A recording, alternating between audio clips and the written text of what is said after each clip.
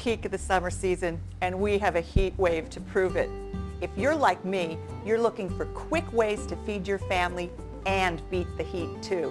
Today, I'm going to show you how to make a cool watermelon, blueberry, and kiwi salad with a white balsamic vinaigrette and a luscious blueberry bread pudding that can be put together in less than 5 minutes. Let's get started. Bread pudding is multicultural. It was invented by frugal cooks in ancient times who wanted to find a use for stale bread. Any kind of bread can be used to make bread pudding, but it really does need to be 2 or 3 days old. While most of us associate bread pudding with dessert, there are savory main course versions too that include meats, cheeses, and vegetables. We're making a dessert today, and I'm using brioche. I've taken 8 2-cup ramekins and sprayed them with some no-stick spray. But if you don't have ramekins, that's fine. A 9x13 casserole will work great. I've cubed a 1-pound loaf of brioche, and what I've done is I've put about 3/4 of a cup, or halfway up the side of the ramekin, I've filled them with bread cubes. Then what I've done is I've put a 1/2 cup of fresh blueberries on top of the bread cubes, which I'm adding here. Just want to push down on these a little bit to make sure you had some headspace.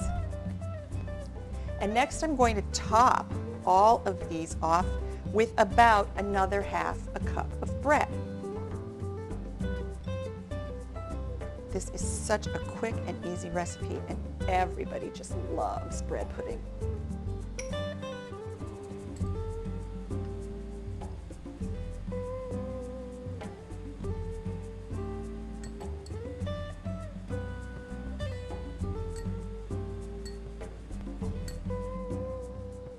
Now, next little tip I have, and you don't have to do this, but because bread pudding browns on the top, I like to just take a minute and turn any of the crusts upside down.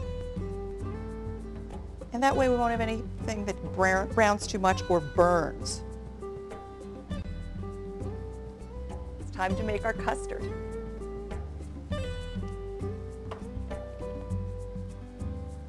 Making the custard couldn't be easier. I like to mix it up in a nice big measuring container with a pourer spout, which is going to make it really easy to pour into these individual ramekins. What I'm doing here is I'm whisking 4 egg yolks and 8 eggs, large, thoroughly in this container. I'm going to add about a tablespoon of vanilla and 2 teaspoons of lemon extract and 2 cups of cream, the real deal. Stir that around. Oh, that smells good. I can smell that lemon and vanilla. And now I'm going to mix in 1 cup of sugar.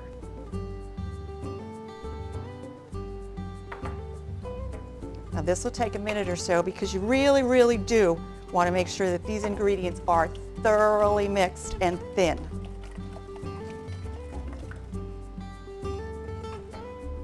Oh, that's looking really nice.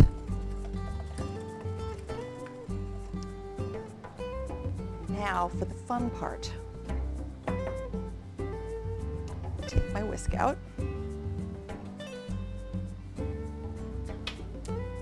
And I'm going to drizzle all of my custard into my ramekins.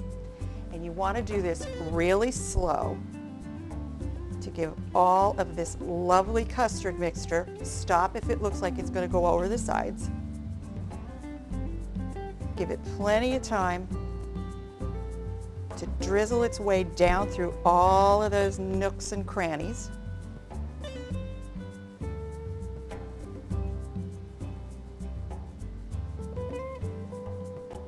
I used to love when my grandmother made bread pudding.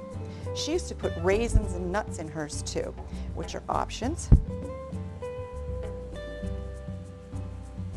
And don't worry if some of this drizzles out over the sides a little bit, because when these puff up and bake, a lot of the blueberry juices and the custard are kind of gonna, I don't know what the word for it is, they're kind of gonna bubble up and ooze down the sides of these ramekins anyway.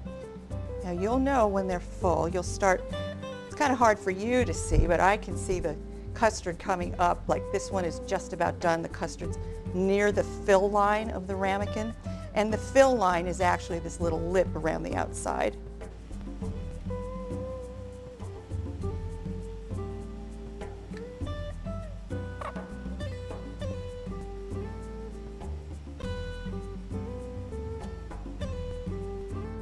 Okay, we're just about there. A little bit more in this one. A little bit more in this one. This is not an exact science, but it is fun. Now I'm going to sprinkle these with some good old-fashioned cinnamon sugar, the same kind we used to put on our cinnamon toast when we were kids. As much or as little as you want, I like a lot. Now I'm going to pop these in the oven at 350 degrees for 40 minutes, and while they bake, we're going to make our salad.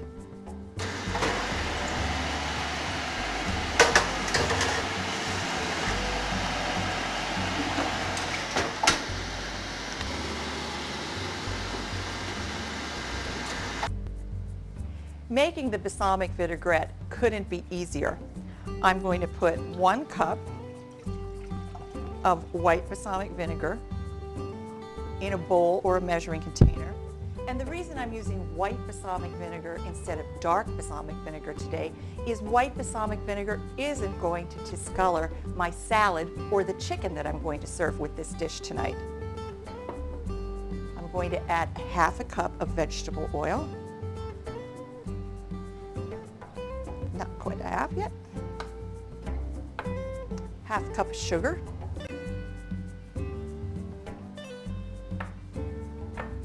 And 2 generous tablespoons of Dijon mustard. Now I'm adding the Dijon mustard because when this is all whisked together, it's going to keep it emulsified for a really long time, which means it's not going to separate out. And it's also going to give it a really nice tang. That looks great. Now you can just keep it in a container like this, but to store it in the refrigerator or add it to the salad, I like to transfer it to a nice plastic shaker container, which makes it really easy to pour when it comes time to serve. We're going to start with a 10 to an 11-pound seedless watermelon. Now just because it says seedless doesn't mean there's absolutely no seeds in them. They're just smaller and softer and easily digested, which means you don't have to pick the seeds out. You can chunk your watermelon into 1.5 to 2-inch cubes any way you want. But a fun touch that I like to do is I like to slice my watermelon into slices, and I like to use a little cookie cutter and make these fun little hearts.